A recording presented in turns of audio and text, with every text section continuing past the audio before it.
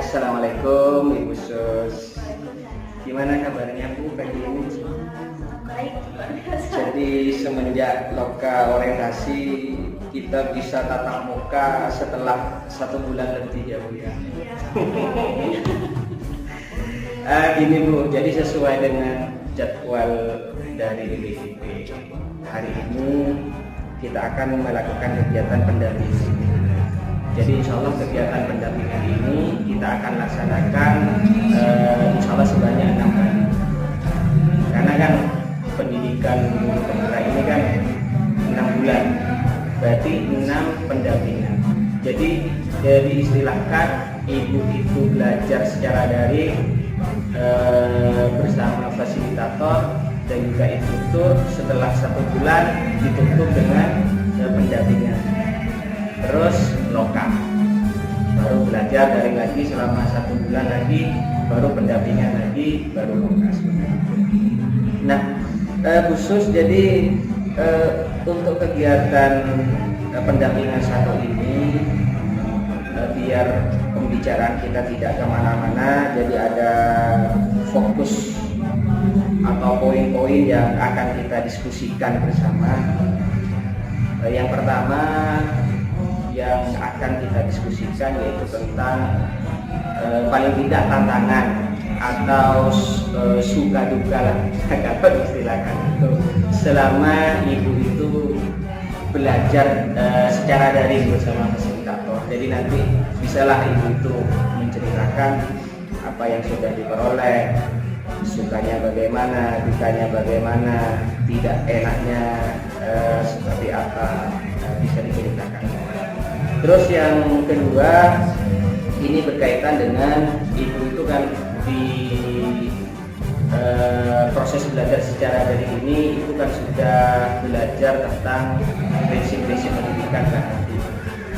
Jadi ibu nanti sedikit banyak bercerita bagaimana sih menerapkan prinsip-prinsip KHD itu di sekolah, khususnya ketika ibu itu ada di dalam kelas. Terus yang ketiga, pembuatan kerangka portofolio digital. Itu yang ketiga. Terus yang keempat, itu tentang peta posisi diri. Jadi di loka orientasi kemarin kita sudah belajar sedikit banyak tentang peta posisi diri. Peta posisi diri sangat penting ketika kita ingin meningkatkan kompetensi kita. Paling tidak kita harus melakukan refleksi diri. Di 1.2 itu kan ibu itu kan sudah belajar nilai guru penggerak itu kan. Bahkan tugas 1.2 kemarin ibu itu diminta untuk merefleksikan kompetensi apa yang sudah saya miliki, yang itu kan ya, yang perlu dikembangkan dan yang masih belum ada sama sekali. Jadi ada 4 poin ini, ada 4 poin yang akan kita diskusikan, bersama. Mari kita awali pada pembahasan yang pertama ya.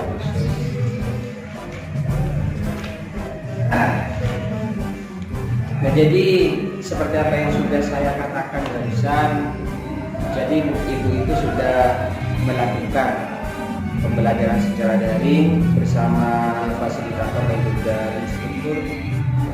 Jadi saya harap ibu itu menceritakan sedikit banyak tentang suka maupun duka atau tantangan yang ibu temukan saat itu. Ya tentunya apa-apa itu kan masih ada sisi positif dan negatifnya. Ya silakan khusus. baik Bapak, terima kasih. Yang pertama itu tantangan suka dan dukanya. Dari modul 1.1 sampai 1.2. 1.1 itu kan tentang filosofi pendidikan dan kejuaraan. Kemudian yang kedua itu nilai dan peran guru penggerak itu. Nah, ada memang pasti banyak tantangannya, sukanya juga lebih banyak juga ya.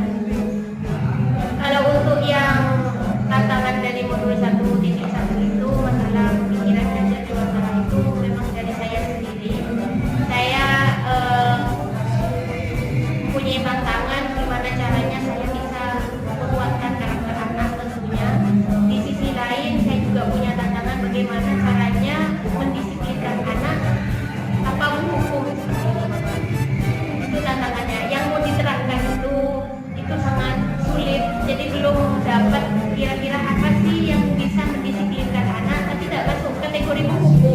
Karena kebanyakan pertama sebelum kenal ini memang saya itu adalah tipe guru yang lebih banyak buku, mengancam bahkan seperti itu. Nanti kalau tidak sesuai dengan nilai KKN, nanti tidak lulus. Saya tidak akan meluluskan kalian seperti itu. Jadi memang siswa itu memang harus mencapai nilai ketuntasan kriteria minimal itu. Kemudian kalau untuk masalah pembelajaran juga biasanya saya itu sebelum kenal dengan pemikiran diajar Dewan Tuhan itu memang lebih menuntut daripada menuntun. Jadi menuntut, kalian harus begini, kalian harus mengerjakan ini daripada menuntun. Gitu. Jadi tantangan inilah yang harus saya atasi gitu Pak. Jadi mulai dari yang pertama mau mendisiplinkan itu yang sangat sulit itu Pak. Kemudian dari menuntut kemudian jadi menuntut itu juga. Nah kalau untuk yang nilai dan peran guru penggerak itu saya akui saya itu tipe guru yang masuk kategori inovatif lah. Jadi saya selalu berpikir gini, anak-anak itu sekarang belajarnya kok begini, rendah gitu Bang. Apakah saya harus terapkan model yang seperti ini? Tapi itu bukan saya cari-cari di internet, tidak. Saya lebih mengarah kepada caranya anak-anak itu bermain saja. Nah, tantangannya saya tidak mau terikat dengan administrasi. Maksudnya saya sudah bikin RPP atau apa gitu. Tapi saya tidak mau diribetkan dengan itu. Saya mau bebas seperti halnya anak-anak itu. Saya juga mau merdeka. Maksudnya minggu depan saya mau berubah, minggu depan ini gitu. Kalau RPP kan memang sudah dirancang dari awal itu. Itu Bang. Tantangannya mau menerapkan itu. Kemudian juga di sisi lain untuk menggerakkan teman-teman. Jadi coach, kemudian berkolaborasi dengan teman-teman, tantangannya. Saya sedikit masuk kepada teman-teman. Maksudnya karena di sini tuh kan ada tim ketertiban itu lebih banyak dibenci. Jadi diomongin di belakang Pak. Gitu. Kemudian saya berpikir gini. Nanti ini saya kalau menerapkan, maksudnya mau berkolaborasi dengan mereka, mau masuk dari mana, itu tantangannya. Jadi saya tidak tahu itu nanti gimana mau masuk dari mana. Nah akhirnya saya punya ini, saya curhat sedikit tentang TGP itu seperti apa. Kemudian saya keluh kesahnya ke mereka itu gini. Nanti ada tugas untuk jadi coach ke teman-teman, menggerakkan praktisi, harus ada nih katanya dosen itu. Kan saya lebih banyak senang di pembaruan model-model. Kenapa tidak jadi membentuk kelompok gitu Pak. Nah nanti gimana anak-anak saya merasakan ada yang lebih senior, sedangkan saya junior gitu, yang mau masuk gimana. Nah akhirnya teman-teman itu salah satunya itu bilang gini, dan sampean dulu harus menggerakkan diri sampean dulu, baru nanti masuk ke teman-teman. Nah akhirnya dari situlah mereka mulai maksudnya nanti mungkin akan ada pemahaman dari mereka. Saya mau masuk ke mereka karena ingin menggerakkan mereka. Jadi sementara saya curhat dengan permasalahan itu, akhirnya insya Allah mungkin nanti akan mereka akan menolong saya gitu Pak untuk masuk itu. Oke, cukup menarik dari apa yang disampaikan oleh khusus ya.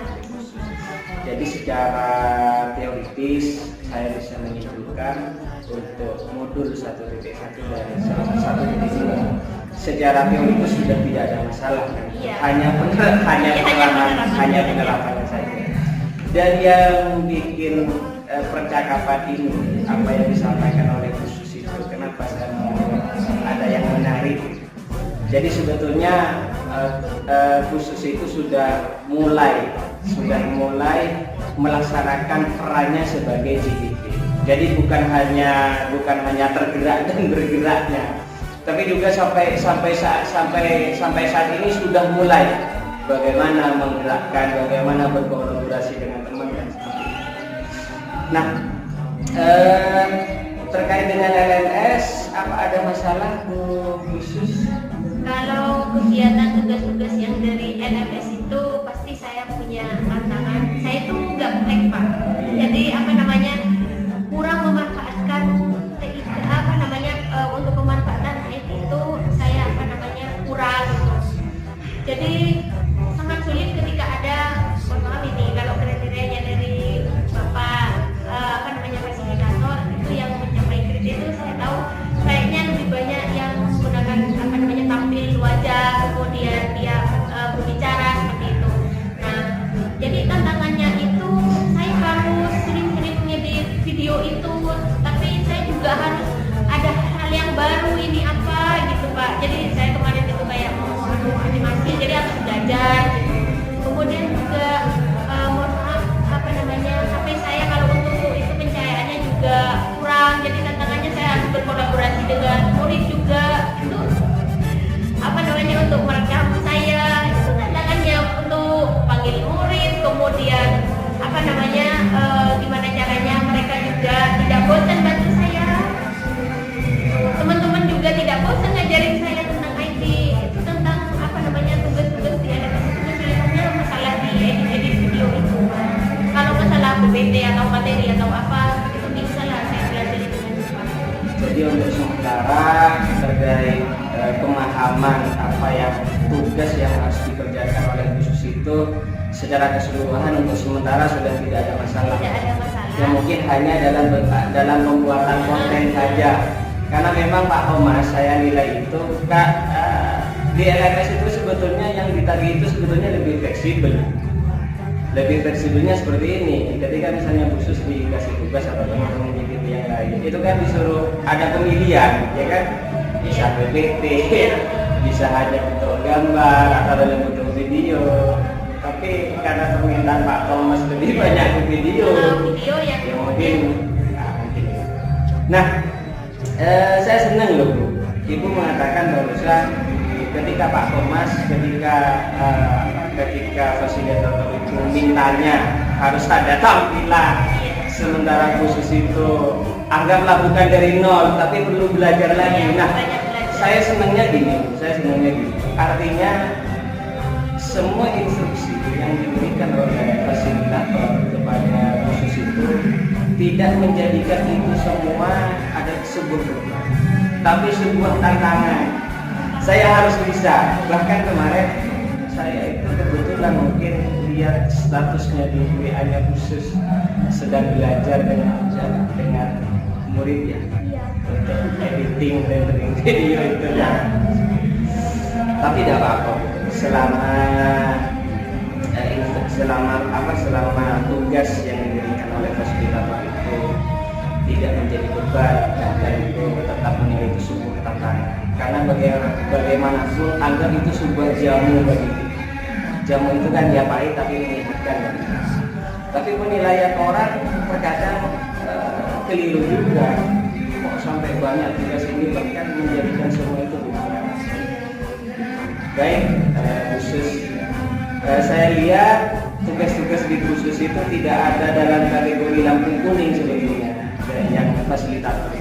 Artinya tidak termasuk IDV yang selalu dipanggil-panggil. Tugasnya kok belum selesai di grup WA itu. Bukan, tapi kan selalu diingatkan Pak Thomas ya kan.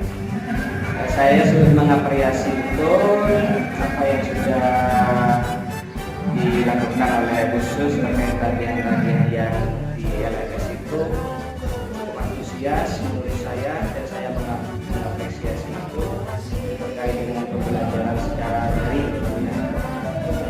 Nah ini poinnya, ada masalah lagi terkait pembelajaran daring ini selain menggerakkan komunitas. Selain maksudnya masalah jaringan atau dan masalah pribadi saya, maksudnya tentang kesulitan untuk membagi waktu. Tapi sementara sudah bisa diatasi kan ya? Insya Allah. Nah, jadi selama Ibu belajar daring bersama fasilitator itu, di sisi lain Ibu juga punya kewajiban di sekolah untuk mengajar. Selama ini tidak mengganggu kegiatan di LMS itu, artinya tidak mengganggu proses mengajarnya ibu di sekolah? Tentu saja cukup mengganggu Bapak. Karena begini, saya itu meskipun Senin Selasa, kemudian jamnya hanya 30 menit kan, itu Pak, 30 menit, kemudian juga kalau sambil lalu masuk ke kelas tagihan juga di deadline, tidak boleh maksudnya saya tidak mau masuk kategori yang Bapak bicarakan barusan juga. Jadi memang lumayan mengganggu. Gimana caranya saya juga fokus ke sini dan juga fokus di pembelajaran. Untuk tatap maya misalnya bersama fasilitator mengganggu tidak proses mengajar? Tidak. Kalau itu paling hanya dari pribadi saya tentang pembagian waktu di situ. Oke. Jadi untuk mengantisipasi, karena memang ibu itu kan ada pada dua posisi yang memang dua posisi atau dua kegiatan itu harus sama-sama dilaksanakan oleh ibu, antara mengajar dengan apa yang ada di LMS. Nah, usaha-usaha apa yang sudah ibu lakukan, artinya untuk meminimalisir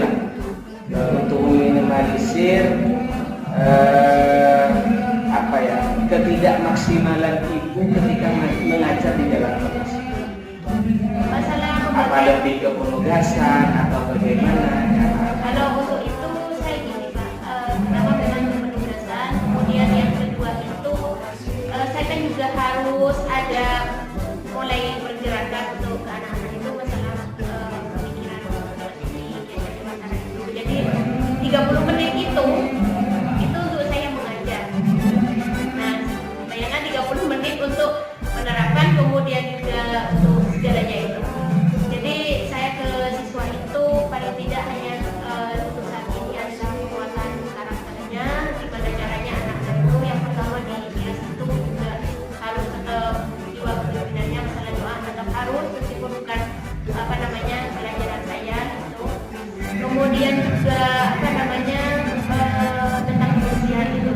Jadi kalau saya ada tugas yang memang sudah ada deadline-nya dan saya maksudnya harus ada yang dipilih, maka penugasan yang saya pilih. Tapi tetap yang pertama saya harus masuk kelas, kemudian saya memberikan arahan, tetap penguatan, baru setelah itu memberikan.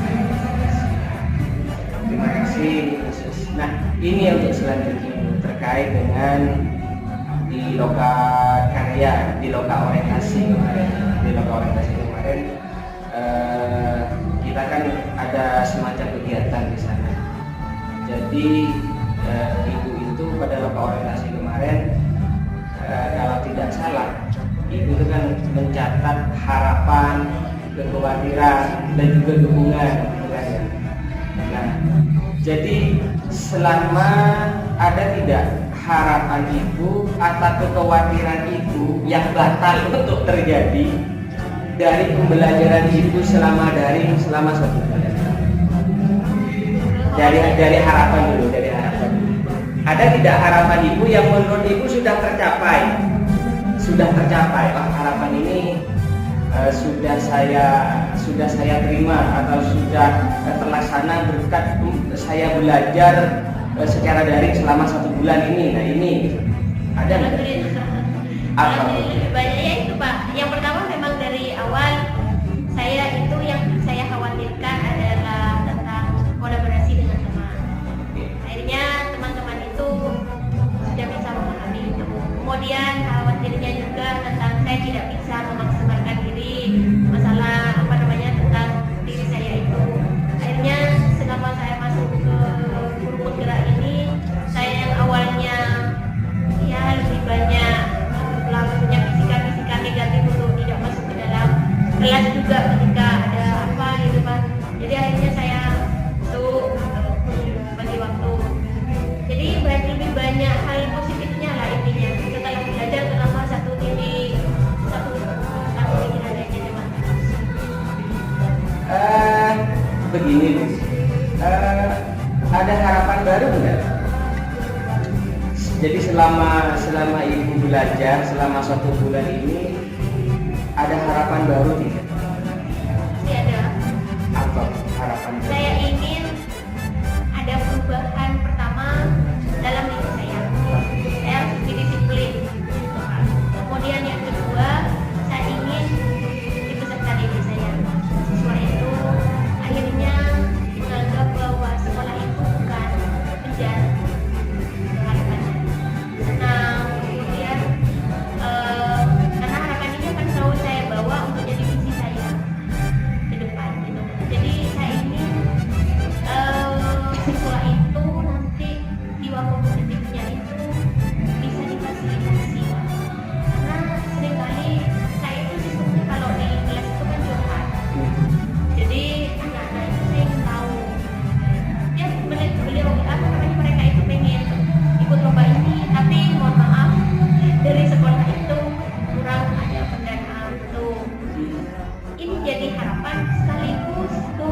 juga nanti barangkali nanti kedepannya ini bisa dipecahkan gitu Pak. Untuk masalah sarana dan prasarana untuk bisa jiwa kompetensi anak-anak itu bisa difasilitasi. Jadi harapan khusus itu luar biasa. Saya rasa kalau ibu harapannya luar biasa seperti itu, ibu itu betul-betul sudah sesuai dengan prinsipnya Kang Adil, bagaimana kita itu seharusnya menghamba kepada anak. Jadi siswa kita itu bukan anak diri kita, tapi kita anggap sudah anak-anak kita sendiri. Seperti maka sampai memfasilitasi anak-anak agar bisa ikut berkompetisi gitu ya. Nah, terkait dukungan kepala sekolah dan juga guru sebelumnya sudah dijelaskan sedikit oleh Ibu. Bagaimana dukungan kepala sekolah dan rekan guru selama ini kepada Ibu sebagai CGP dan selama Ibu melakukan melaksanakan pendidikan guru ini? Bagaimana? Kalau untuk dari dukungan, alhamdulillah semua. Jadi kalau saya butuh apa, itu penting. Jadi apa Bu? Saya kondisi ini itu berikan. Jadi dukungan itu sebetulnya sudah terbaca dari saya sebetulnya. Karena pada saat lokal orientasi kan kepala itu kan sudah ada. Alhamdulillah. Jadi mudah-mudahan dengan dukungan ini akan lebih memudahkan ibu untuk merangkul semua harapan-harapan itu untuk kenyataan. Nah, untuk selanjutnya, jadi ibu itu kan sudah belajar tentang prinsip pendidikan belajar. Jadi sejauh mana ibu itu sudah melaksanakan itu semua, sudah menerapkan itu di sekolah, khususnya pada saat ini, atau ibu itu bisa menjelaskan contohnya penerapannya seperti apa, atau apa yang sudah ibu laksanakan di dalam kelas ya Pak? Di dalam kelas. Kalau di dalam kelas itu memang pasti itu masalah yang hukum itu saya untuk mendisiplinkan. Jadi saya tidak pernah, kalau di dalam kelas itu anak-anak itu tidak mengerjakan tugas, itu saya tidak langsung, sepertinya saya ingat teorinya gunung es itu Pak. Iya. Jadi apa sih mereka itu tidak mengerjakan tugas, jadi saya tidak boleh menyalahkan mereka. Artinya kita itu tidak langsung Iya, jadi saya salah satunya kemarin itu saya panggil satu kelas itu Pak, ada kejadian satu kelas, kemudian itu kelas di sana perempuan semua, kemudian saya minta mereka itu untuk ambil kursi buat lingkaran. Saya minta satu saja yang sudah mengerjakan. Ada yang bilang sudah mengerjakan Bu, tapi tidak dibawa buku catatannya. Tidak perlu dibawa, diceritakan saja. Jadi saya kemudian mereka itu akhirnya tidak bisa untuk menceritakan. Nah itu saya bilang saya berikan kesempatan, saya berikan kesempatan untuk minggu depan harus dilaksanakan tugasnya. Kalau tidak, nanti saya akan berusaha untuk mendisiplinkan, bukan bentuk menghukum ya, tapi disiplin. Nah, jadi untuk mendisiplinkan kalian, nanti kalian biar ada tanggung jawab untuk tugas ini. Gitu. Kemudian setelah itu saya harus mencari akar masalahnya. Nah, jadi oleh sebab itu dari situ saya berikan arahan, kemudian saya minta untuk satu persatu itu untuk cerita. Bukan hanya ke saya, tetapi maksudnya objeknya bukan hanya ke saya, tapi ke guru yang lainnya. Kira-kira enggak, ini beneran, ini dijamin rahasia katanya saya. Kenapa kalian itu malah untuk mengerjakan tugas selama ini? Ada yang alasannya enggak, ada yang alasannya ini, ada yang alasannya guru tidak senang gini. Nah, itu menjadi pembelajaran tentunya untuk saya. Nah, berarti anak ini di kelas ini seperti ini, jadi tidak mau dikekang. Nah, itu yang saya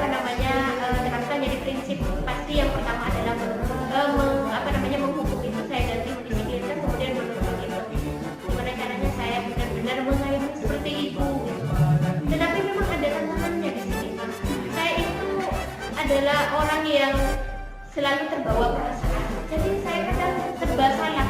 Anak-anak ini tidak mau mengerjakan. Di sisi lain, mereka harus sadar tanggung jawab. Di sisi lain, ada prinsip memerdekakan, gimana caranya anak-anak itu bebas apa yang mau diinginkan mereka. Nah, apakah saya bisa keluar dari konteks, maksudnya mereka mau mengerjakan tapi tidak mengerjakan itu, tapi mengerjakan yang lainnya, tapi tetap dalam tapi materinya keluar. Nah, itu memang tantangannya saya itu gimana ini anak-anak, katanya saya itu Pak, itu ada tantangannya. Kemudian lagi yang saya terapkan adalah penguatan karakter itu. Yang pertama dimulai dari, memang dari awal saya tidak, kalau sudah ngajar jam pagi, saya tanyakan ke anak, sudah berdoa? Karena memang jujur saya bukan tipe guru yang disiplin datang pagi, tidak. Saya akui itu. Saya sering terlambat. Jadi saya masuk ke dalam kelas, saya tanyakan. Tapi biasanya saya konfirmasi dulu kan. Saya telat, saya bilang gitu, saya itu telat ya, mohon maaf, nanti dibaca-baca dulu. Jadi saya masuk ke dalam kelas itu, kemudian saya tanyakan, sudah berdoa belum? Kalau belum berdoa, pasti saya menggerakkan untuk mereka itu bisa memimpin. Pasti beda-beda. Karena saya ngajar bersama Madura, diwajibkan untuk berbahasa Madura. Tidak benar diulang lagi ya sih bahasanya. Itu. Kemudian lagi masalah kebersihan. Jadi sederhana saja kalau saya di dalam kelas itu pasti yang hal yang kecil itu saya harus mulai dari situ. Betul.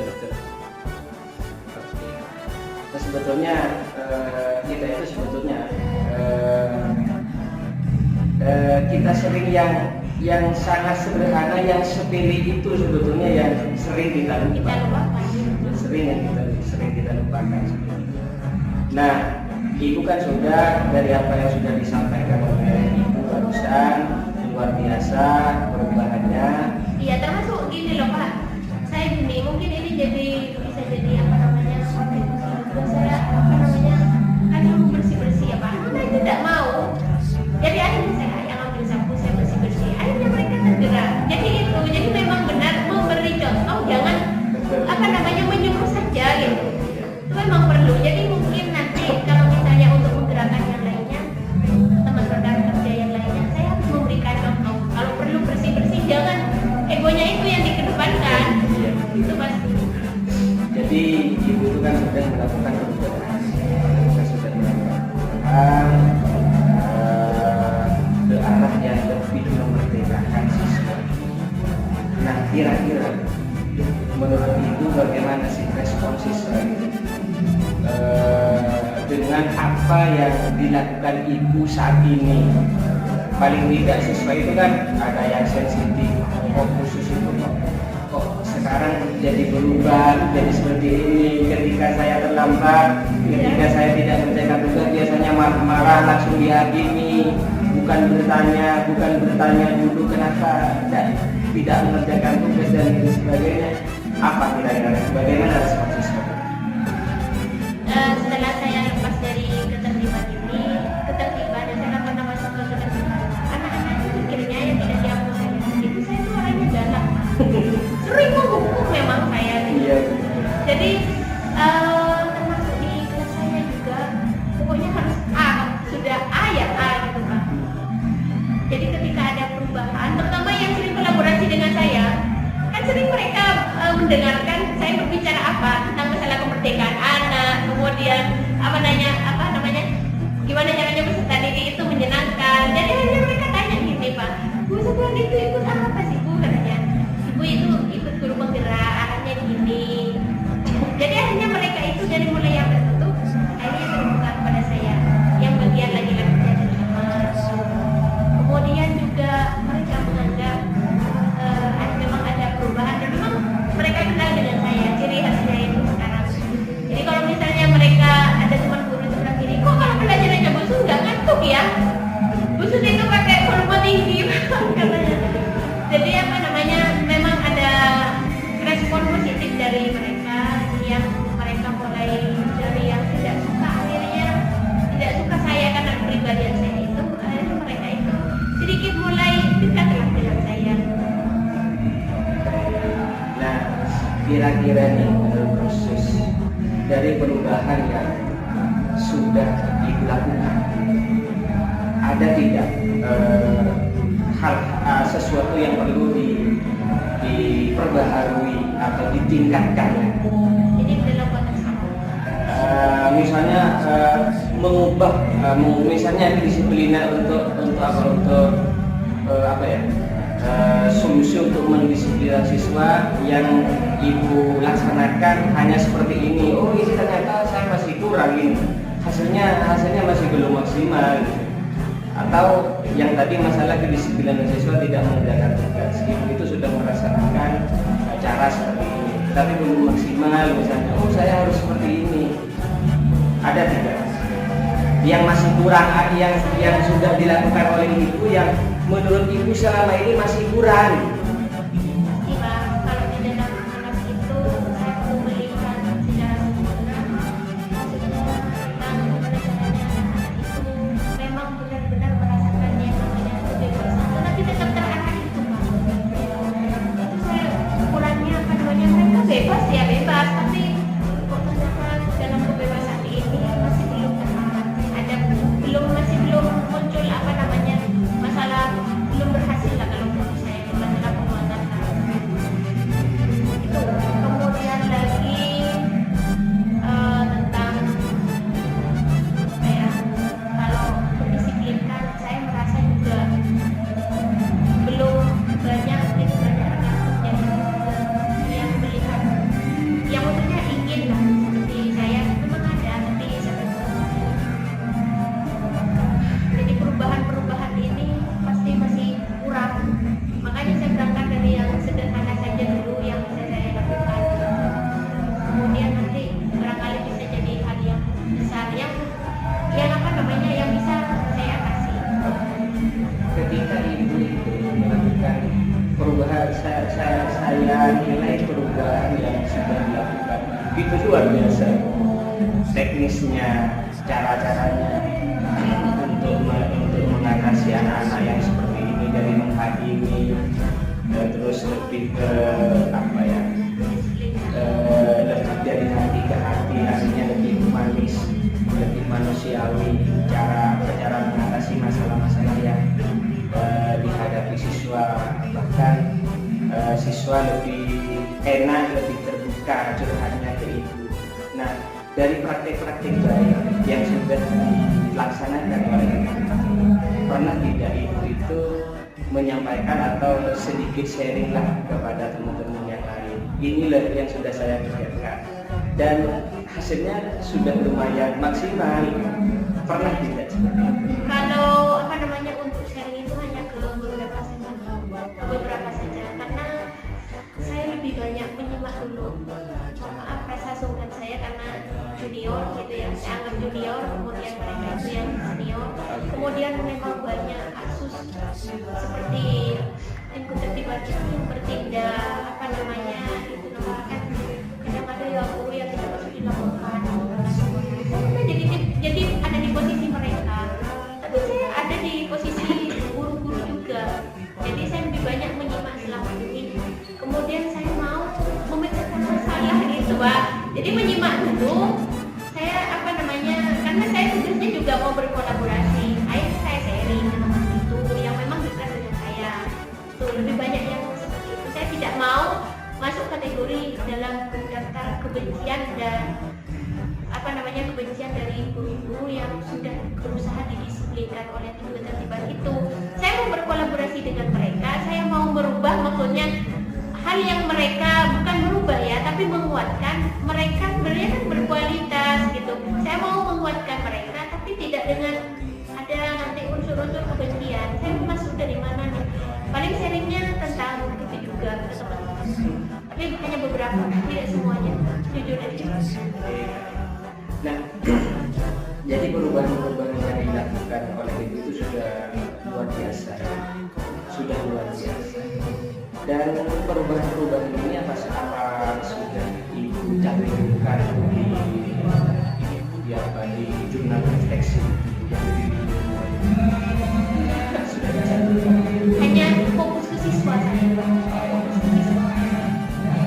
Karena memang belum ada aksi nyata untuk teman-teman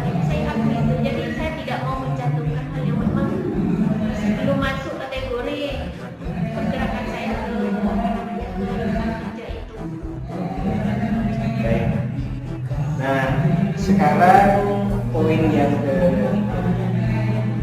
Nah, jadi di dalam rangka pendidikan guru ini kita itu diminta untuk membuat portofolio.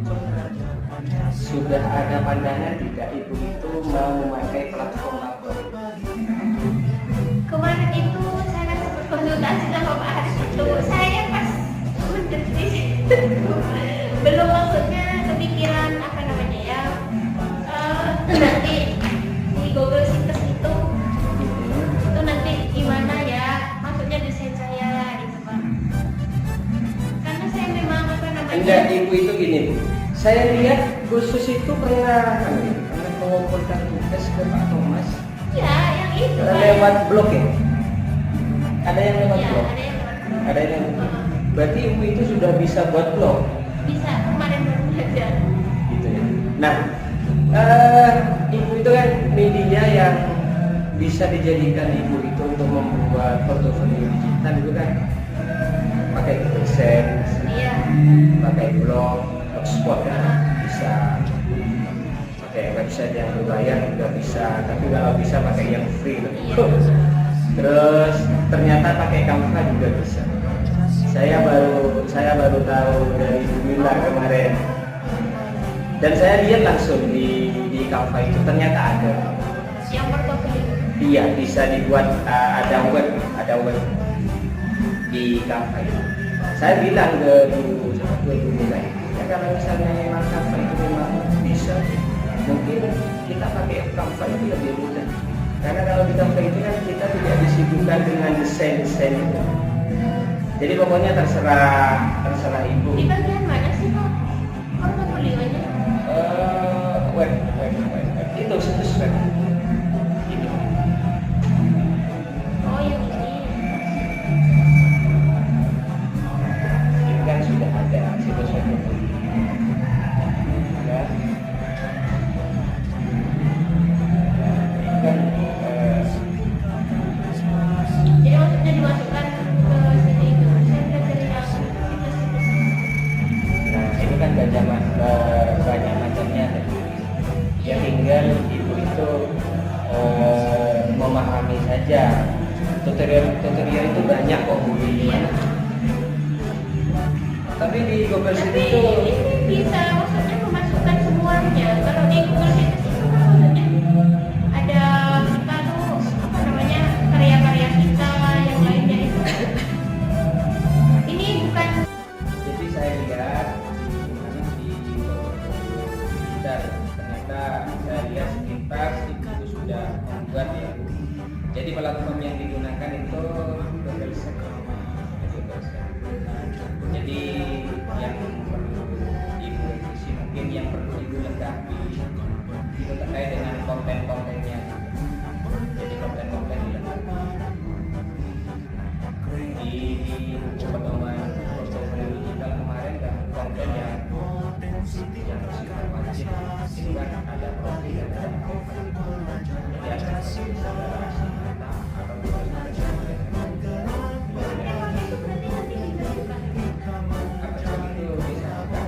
Kalau punya saya kan maksudnya di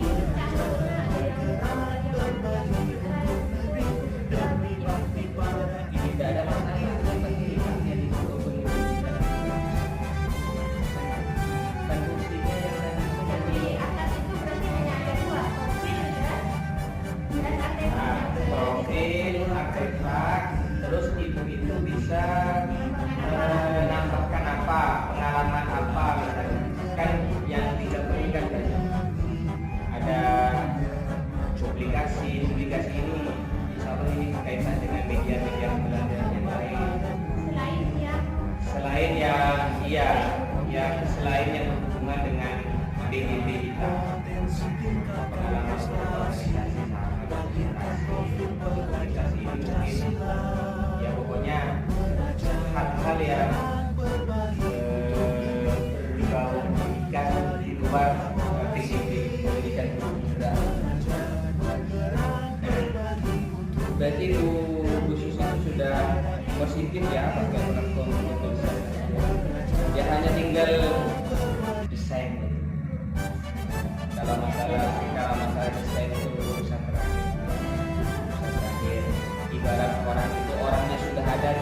kasih bedah saja. Yang penting anunya sudah, kerangkanya sudah.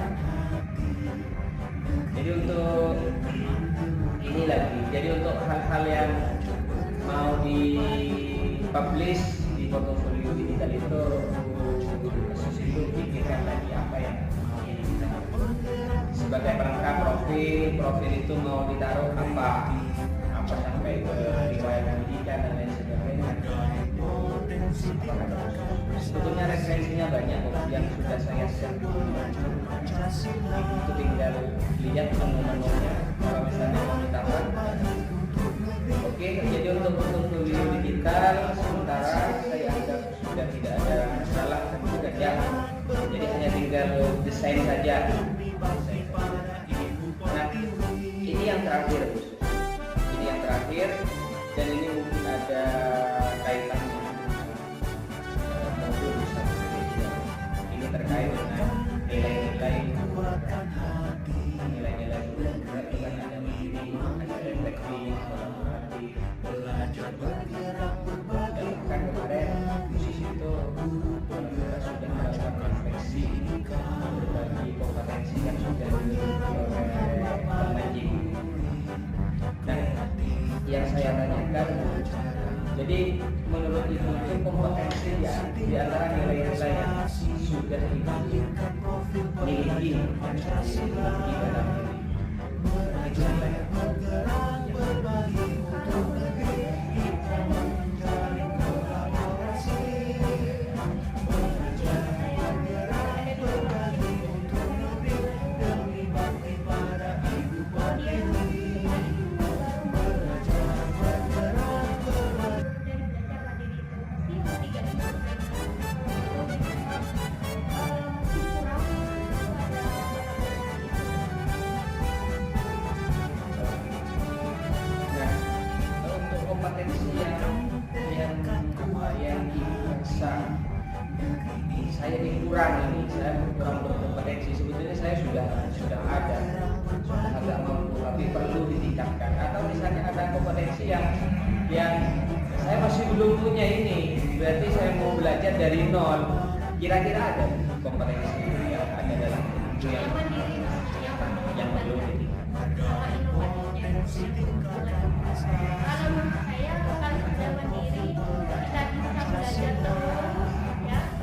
Nanti caranya juga bisa berkomunikasi jadi pada saat melibatkan mandiri kemudian nanti jadi lebih karena banyak belajar dari menurut ibu yang menjadi dasar ibu itu menganggap nilai kompetensi mandiri ini yang masih kurang dalam diri saya.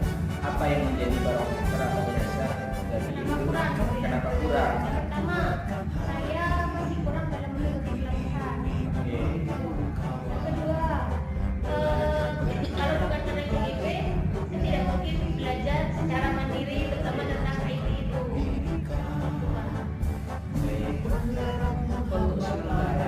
Untuk sementara ibu kan sudah melakukan refleksi sadar kemarin potensi tingkatkan prestasi. Sekarang kita fokusnya ke kekurangan dan kekurangan. Nah, ibu sadar bahwa ibu itu masih kurang mandiri. Karena sudah ada usaha tidak agar ibu meningkatkan kompetensi.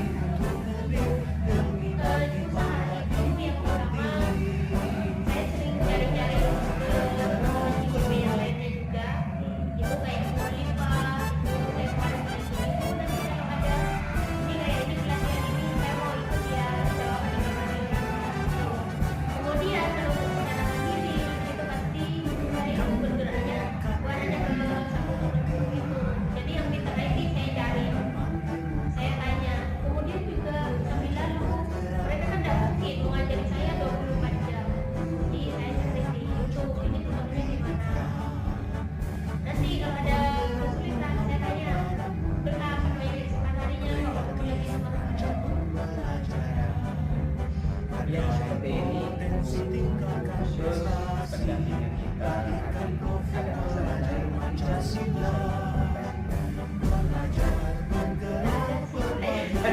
maksudnya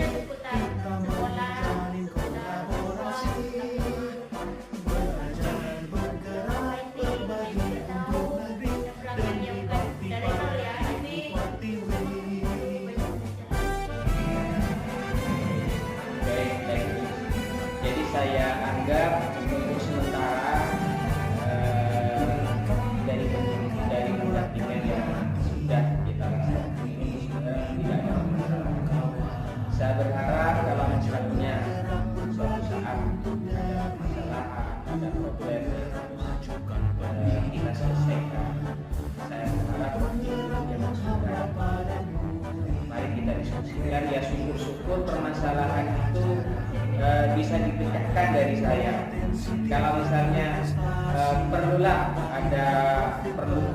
dengan kolaborasi yang lebih banyak, misalnya bisa permasalahan itu bisa ditaruh di grup, siapa tahu bisa sharing atau apa dari permasalahan ya. Nah, terima kasih waktunya. Khusus demikian kegiatan pendampingan ini, dan saya harap ibu-ibu tetap bersemangat untuk pendidikan.